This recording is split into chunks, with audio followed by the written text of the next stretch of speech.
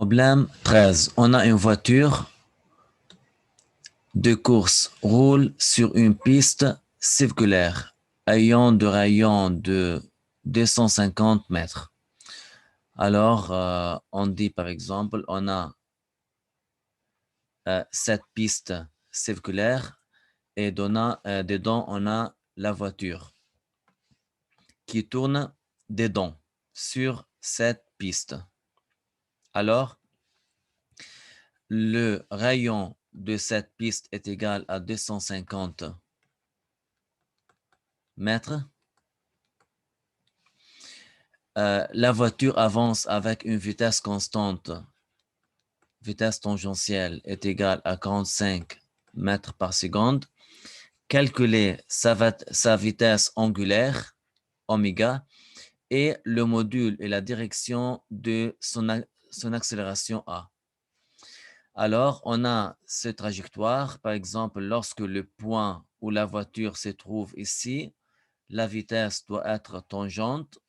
Et comme on a une vitesse circulaire, on peut dire que dans ce sens-là, on a oméga. Et là, on a la vitesse v. Vous savez bien qu'il y a une relation entre le rayon, la vitesse et la vitesse angulaire. V est égal à R fois oméga. Alors, je demande oméga qui est égal à V sur R est égal à 45 sur 250 est égal à 0,18 la vitesse angulaire en radians divisé par seconde. Voilà. Deuxième partie, je demande A. Vous savez bien que A est égal à tangente au carré plus A radial au carré. A tangente est dirigée toujours dans le sens du centre. Voilà. Pardon, A radial. Et A tangente toujours dans le sens de la vitesse. Vous savez bien que A tangente est égal delta V sur delta T.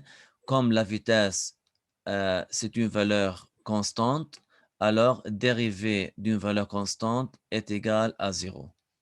Alors A tangente est égal à 0.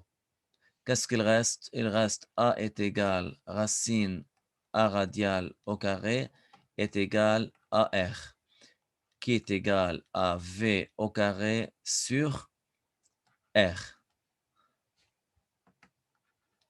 Alors, est égal à 0,18 au carré divisé par 250 mètres est égal à 8,1 radians par seconde au carré. Voilà. C'est une relation très simple entre la vitesse, le rayon et la vitesse angulaire.